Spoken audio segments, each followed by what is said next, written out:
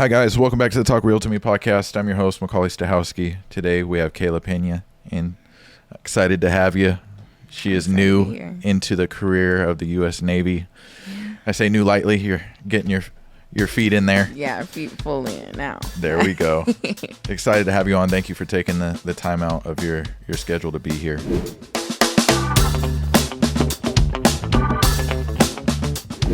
Go ahead, introduce yourself. Tell us how long you've been in the career and what your rank is. Hello, y'all. I'm Kayla Pena. I've been in about 4 years. I just signed my contract another 3 here in Hanford, Lemoore area. I'm 22 years old. I'm from Illinois. It's really nice. Yeah. Different. A little ghetto. But yeah, different change of scenery over here. Yeah, I like it over here, though. It's just mad expensive. Oh. Yeah, California. But, it's California.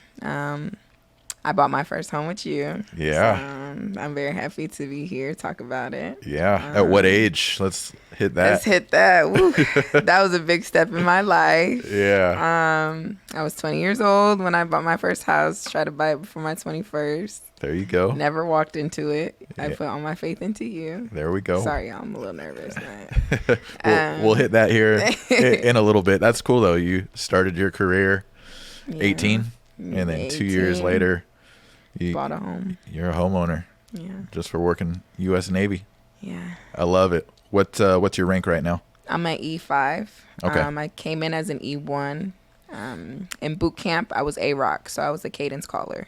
Okay. And in boot camp, what they do is like if you're really good and on top of your job that they give you, they have the opportunity to rank you up. So I came here to California as an E2, and I went from an E2 to an E5.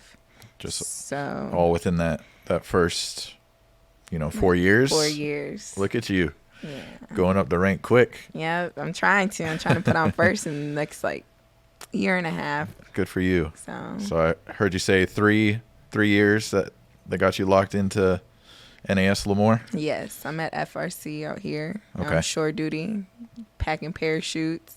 I'm a PR, so I'm a parachute rigger. So I take care of all the pilots for F-18 community. That's the only community I've been in. Okay. Now I'm on shore duty at FRC, so yeah, I like it. It's love a different ball game there. Now I'm really learning my job nitty gritty, packing parachutes, C-pans, LPUs, everything that saves the pilot. So that's awesome. Yeah. Detailed, it sounds like. Yeah, it's very attention to detail. That's what and the purpose. do. It sounds like there's a good purpose there too, knowing that someone else may need it, so you have to take care of it. Yes. Before it so leaves our your hands. saying is we are the last to let you down. Literally, we saved their life. Wow. So, all right. Yeah. That's a good slang right there. Yeah, What made you get into the military? I was going down the wrong path. I grew up in Illinois, so it's a different ball game out there. I went through a lot in life.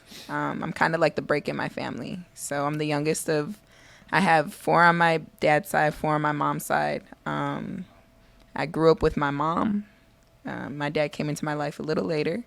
So I'm the youngest of my mom, but, I'm the break in the family. I love hearing that. Yeah. Good for you.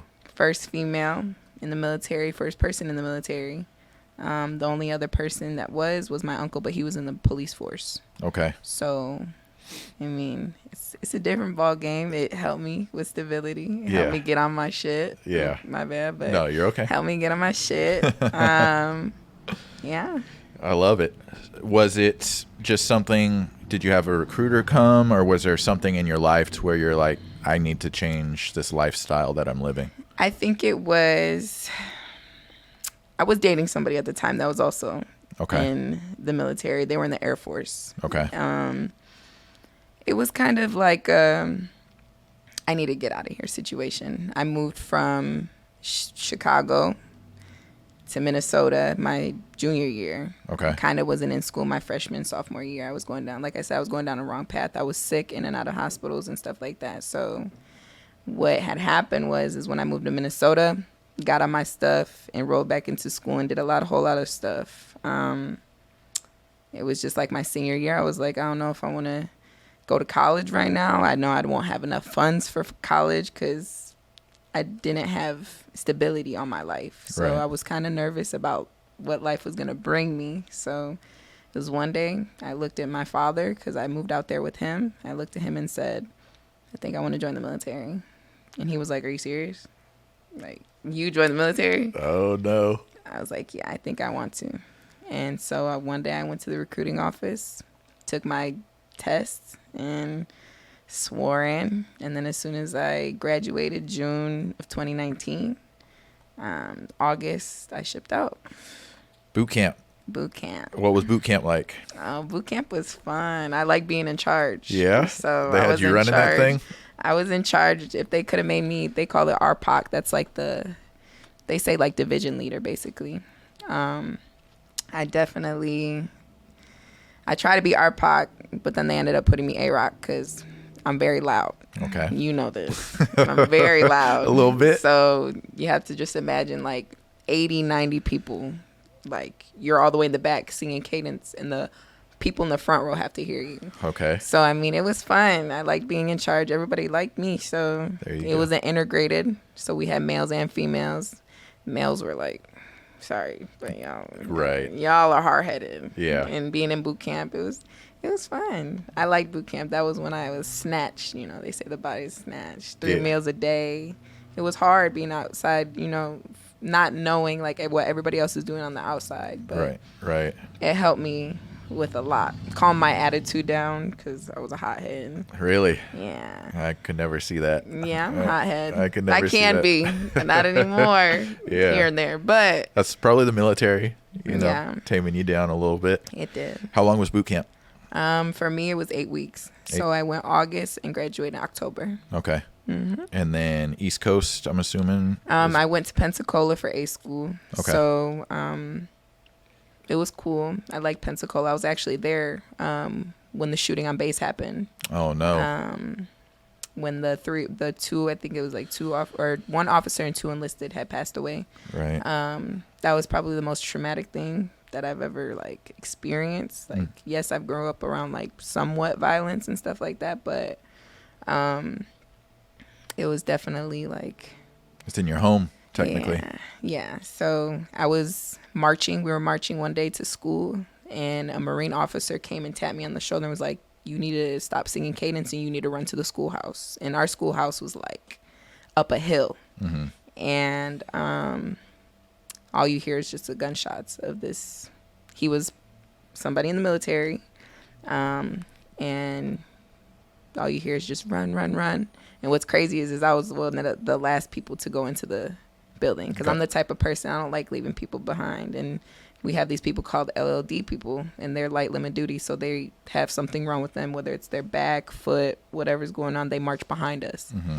And so I ran back, picked this girl up on my back, and ran up in the schoolhouse up this hill, steep hill. I was one of the last people to go in. So I'm just getting chills all day today. Yeah. I didn't even know that you were there for all that too. And yeah, it was crazy because then we went on lockdown and nobody could come in and nobody could go out. So we were just finished school and I graduated and here I am. Yeah. Act like that stuff didn't happen, unfortunately. You kind of have to. You adapt to it sometimes in the military. But when you do talk about it, it's like, damn, there is some stuff that does happen in the military. Yeah. Trauma, PTSD. Yeah, you know, all of that. We've hit those topics before. It does sound like there's stuff in place, though, to where you guys can go talk. And I love hearing stuff like that compared to what it used to be. You know, that tough it out mentality it's there for some, but also some people need someone to talk to. Yeah. So I'm glad to hear that the military is putting stuff in place just by admitting that it is an issue. You'll big. See it start changing over time. It's changing over time. Yeah. You just got to give it time. Everybody needs time. Yep. Things need time to build, right? That's it. You can't get, your answers right away on stuff like that. Yep. So deployments. So you end up finishing boot camp. When was your first deployment? My first deployment was June of 2021. I always forget over time the years mix up, but June of 2021. We were supposed to leave August of 2021 or October, but we got pulled early. We went to the South China Sea. I didn't get to take leave before I went home. My leave got pulled because we got pulled early, so that was like heartbreaking.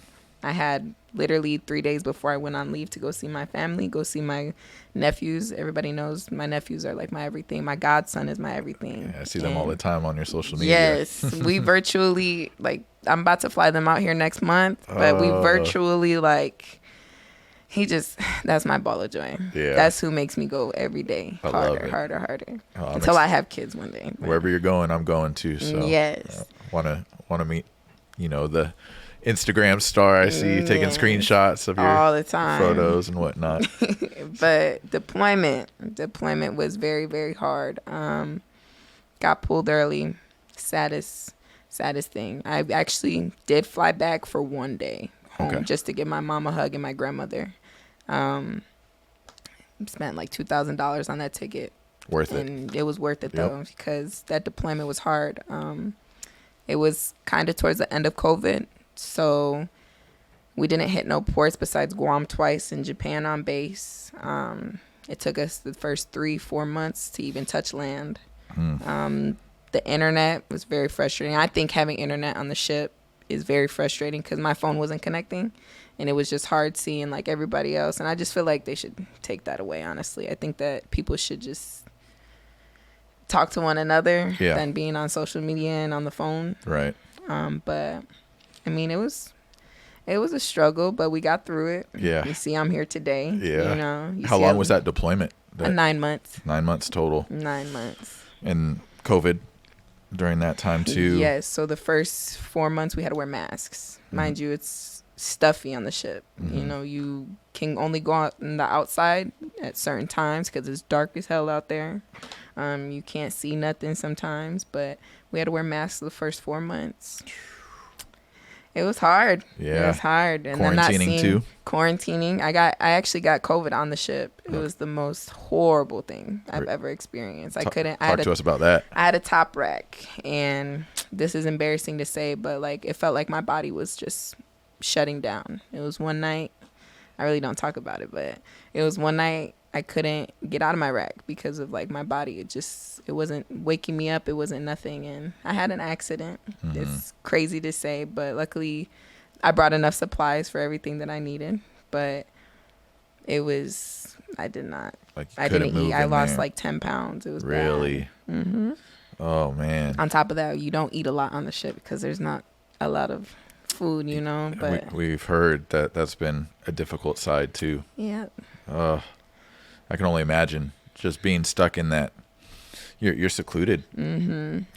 Especially during that time, COVID, you had to be. Yes, it allows you to develop friendships. True. There's some people come and go. It's hard being in the military because when you have a bond with somebody, they could leave like the next day and go across the world.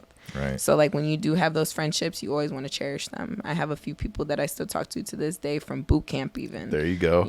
And I still keep in touch. They keep in touch with me. How are you doing? How's life? How's this? I see you're doing big things. I tell them the same thing. Like, just know that I'm always here. Yeah.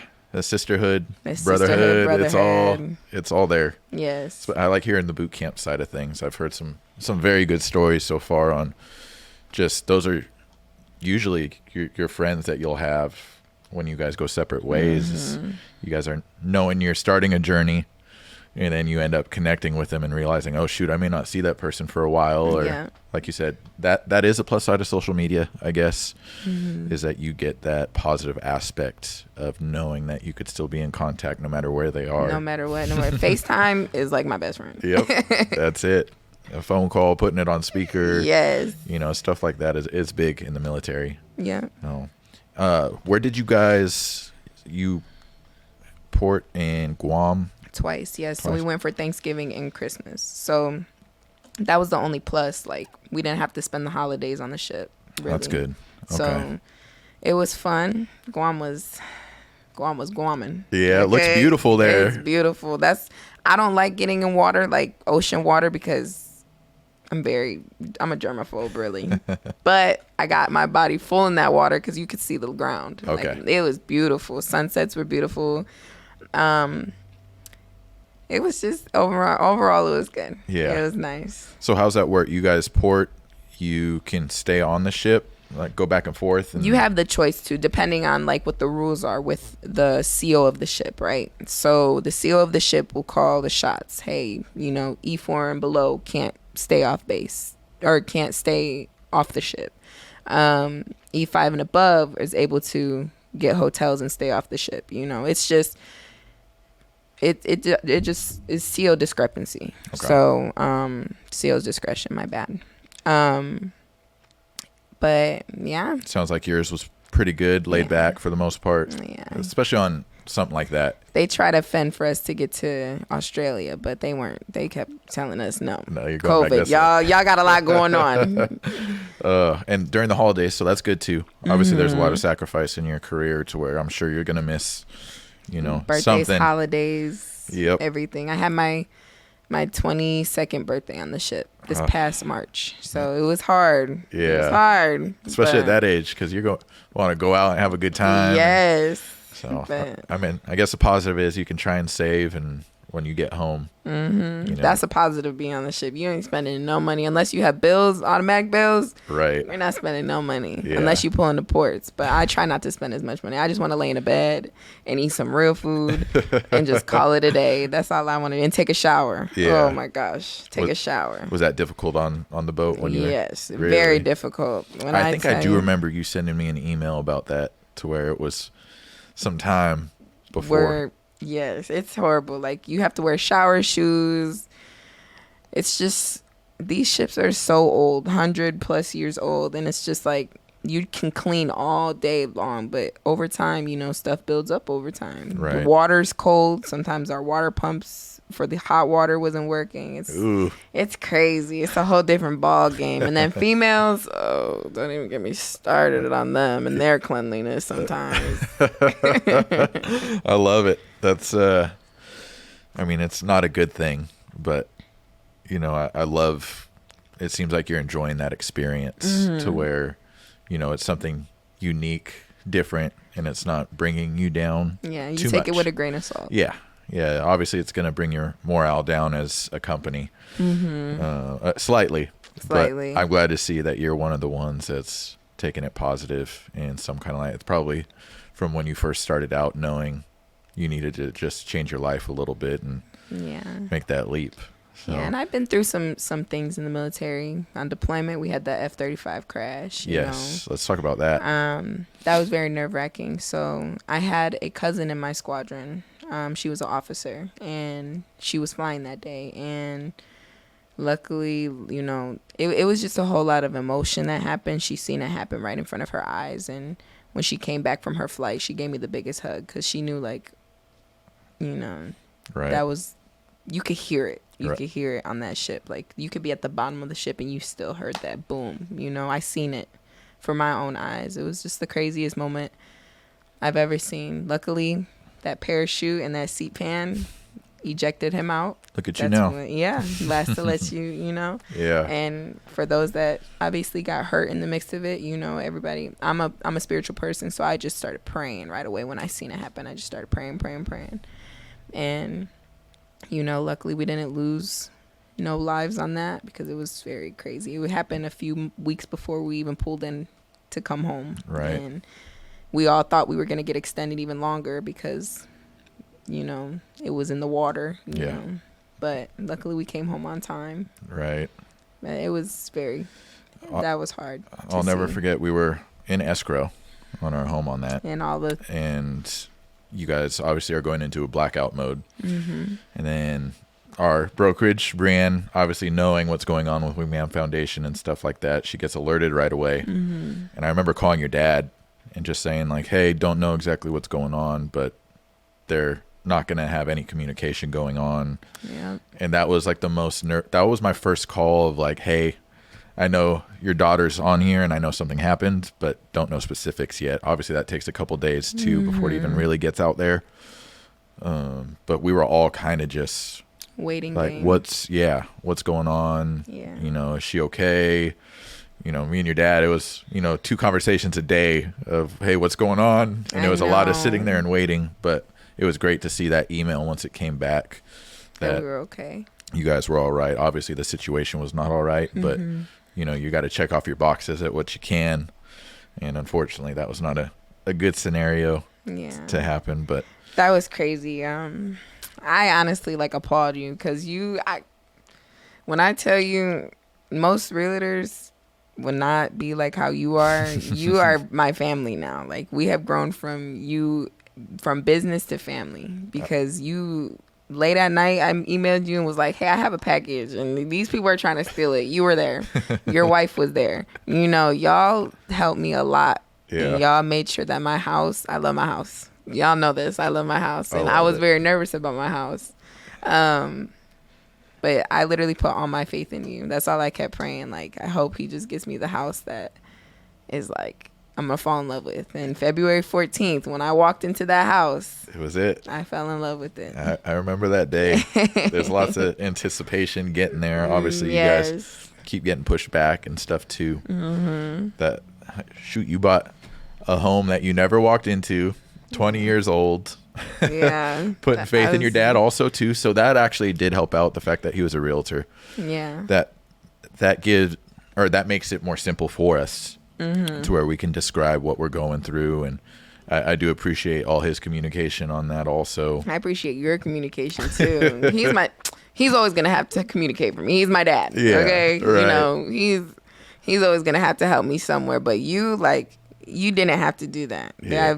I had a previous one before you, and they weren't going the extra mile like you were for me. Yeah. So I appreciate you for that. Fresno, Visalia, Tulare, like wherever you a wanted. fixer-upper, not a fixer-upper. I didn't know what I wanted. I'm 20 years old trying to buy a home. Like, it was just a whole lot of back and forth with me, and it was a nerve-wracking thing. Yeah. It was the hardest thing because we had no internet sometimes, and I'm like, I don't know. I've never met this man in my life. I don't know what he's going to get me into. Yep. I put my faith in. Yeah, there was a couple I remember you're like, hey, I want this one. And, obviously we can't say no to stuff like that. But, pros and cons is you always what we tell me do. Pros and cons. Yeah, and we let you guys weigh out, from there. And I'm glad that you made it as simple as you could. I know there were times that we were sending videos and that wasn't going through. No. So it was pictures. That's signing things. Oh my goodness. Oh, yeah, the signing stuff power too. of attorney. Yep. That one was. Yeah, we had a lot moving, and you had a lot at a young age. So I want to, give you a round of applause for not only being 20 and owning your first home, but trusting people in the process and doing it without even being inside of your home. Yeah. Mine is somewhat similar. When my wife and I bought our house, my sister did a FaceTime with us. We were in Georgia at the time. Mm-hmm. So it just felt weird being like, am I really going to buy this home and not be there? Or, you have to feel it. yeah. And ours was a fixer-upper.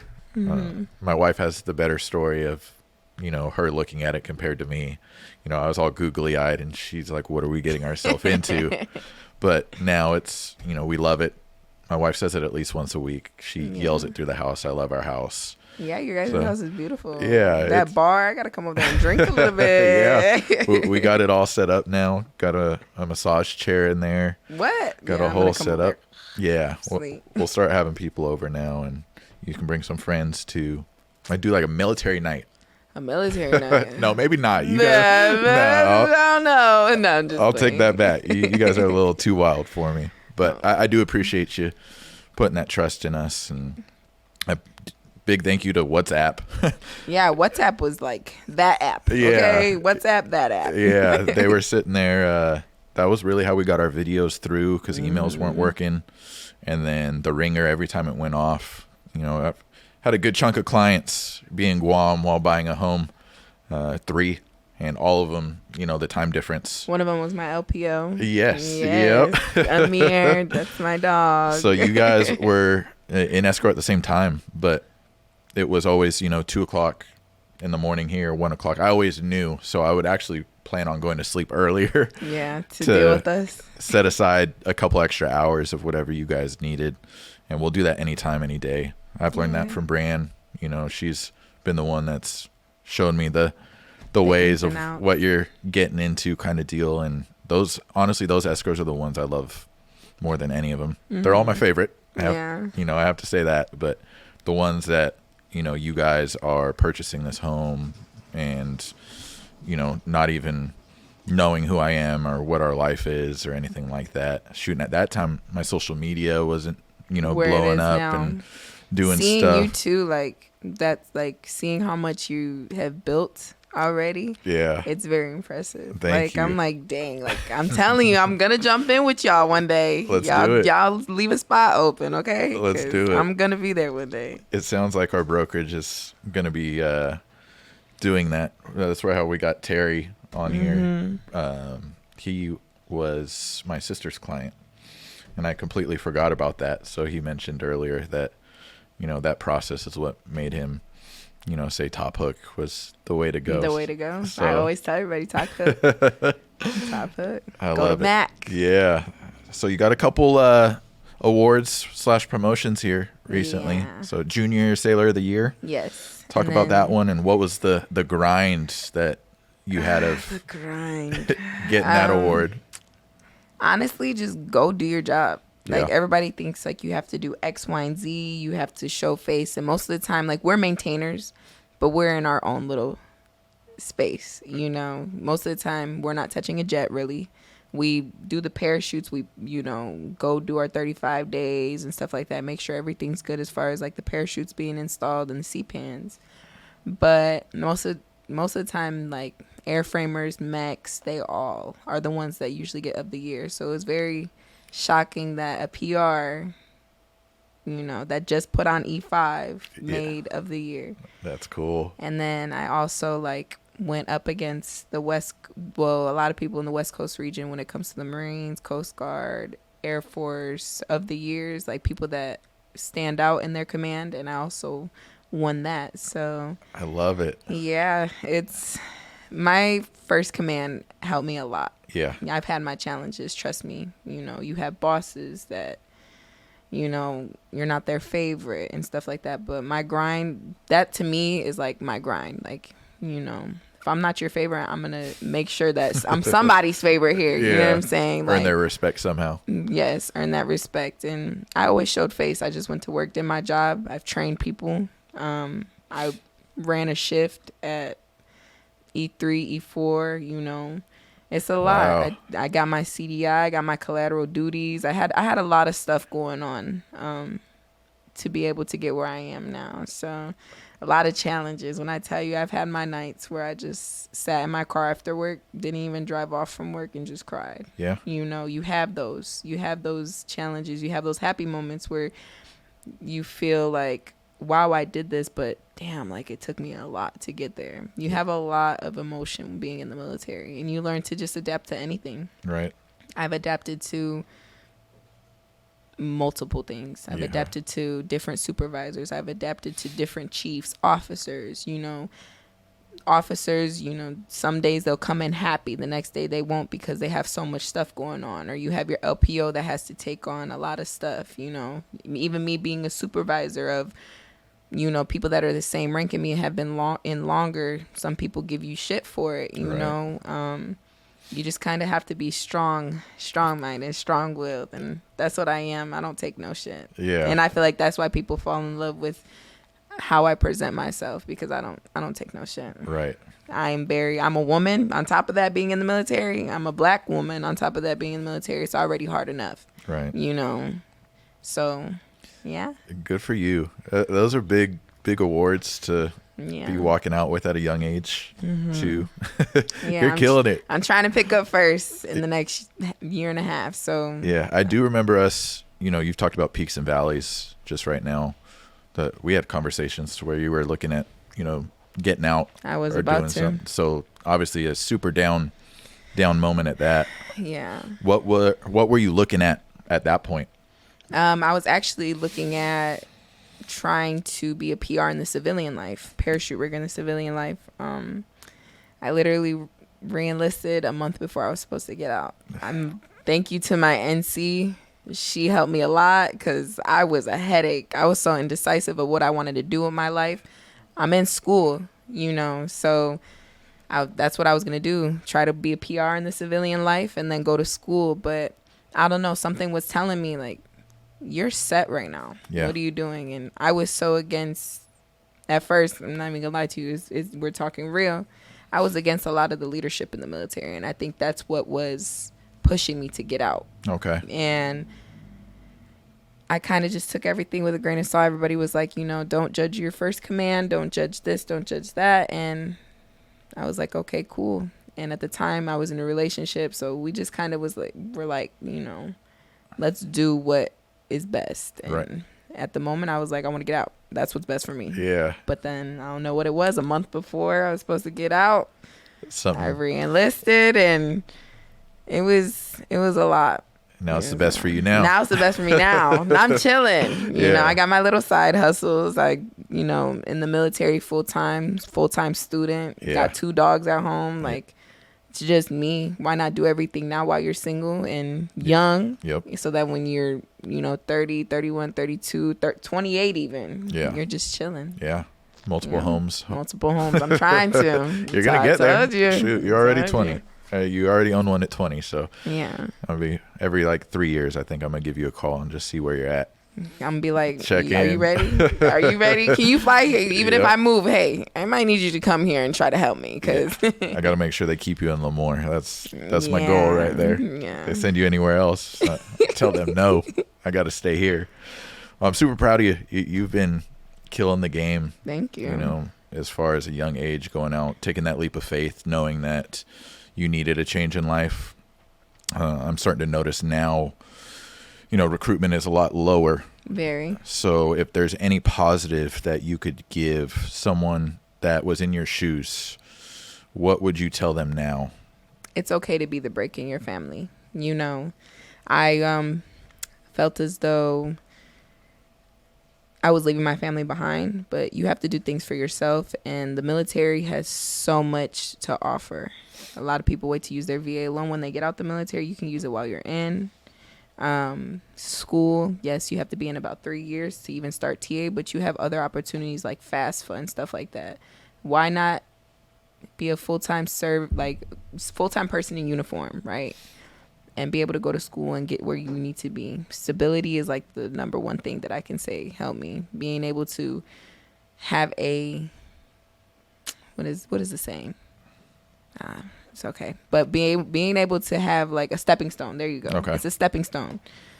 It's complicated. It's hard. But I feel as though like anybody that wants to join or anybody that needs that oomph to be able to do it, like, come talk to me. Yeah. I went through a lot in life. You'll be surprised. I went through a lot of life at such a young age. Like, having a single mother of 4 kids, you being the youngest, seeing your mom go through everything that she went through from, living in cars or whatever you want to say it, whatever you want to call it. My mom working 3 jobs just to provide for me. If I was able to do it, anybody in this world could be able to do it. Somebody that's 30 years old and still doesn't know what they want to do in life, they can still come join. Oh, yeah. You might be a little late in the game, but it gives you stability. It gives you some type of drive, because if you don't want to do this forever, you just sign that first contract and be like, okay, now I know what I want to do. And being in Lemoore, not being in a city, it helped me figure out what I wanted to do. Really? It helped me, because I promise you, if I was stationed in San Diego, I'd be living the fast life, okay? Money would be, I would not have no house. I would have a hole in my pocket, go outside, cough up $300. Like, yes, like, I'm very glad I came here. At first, I had it. You were iffy. I was iffy, because I was like, what is this smell? Yeah. That was my first thing. What the hell is this smell? Where's the water? I'm going to California. Where's the water? Yeah. But if you can, at a young age, if you don't know what you want to do, join. I was so against it because of certain things, but it's getting better over time. It's only going to get better over time. It has its downfalls. I'm telling you, it has its downfalls. Yeah, as we've heard. And peaks and valleys for you. Yes. And I think you're at a peak at this point, and it can only keep going up for you. But I think that you've hit a downfall side now to where it's going to outweigh your peaks are going to outweigh your valleys through time, and you're going to be a good you're going to be a good leader. So, and it sounds like you have the right people in front of you that are higher ranking, that are seeing that potential also. Super glad that you ended up staying in extra. I know. I'm here till 3. 2026. You got me till 2026. Beautiful. Until you sign another one, we'll make sure that we'll take care of you and whatnot. You take care of us too. Gosh, you're so good to us, our brokerage in general, talking positive about it. So I always try to send anybody here. You trying to buy a home? Well, I know who you could talk to. We appreciate that. And the downside, obviously, you've seen some stuff too. If there is anything positive that you can pull out of that, what would you tell someone when they're down at that low point? Oh, there's a lot I could say. The things that I've seen in the military, you just have to have each other's back. Y'all are a family, Y'all are the only people that have each other's back when y'all are on that ship for however X long. You just got to have each other's back, and you have to pull every positive. The F-35 crash, for instance, people got hurt, but nobody died, So you had to pull that positive. It's a traumatic event, but nobody passed away. Nobody could say that, we lost so-and-so. You just kind of have to pull together and come together, and you're going to have your brother sisterhood fights, but you just got to pull every single positive you can out of any type of low that you've gone through. I love it. Yeah. Kayla, you're on the right path. Yeah. Super excited for you. Thank you. We're here for anything you need. Of course. I'm here too. Y'all know I'm right down the street. Yeah, literally. Well, appreciate you coming on. Thank you for your service. Thank you. And if there's anything you need, your family, whatever it may be, know that we're here for you. Okay. All right. Thank you guys for listening. If you're in the military serving right now, just want to say thank you for your service. We appreciate it.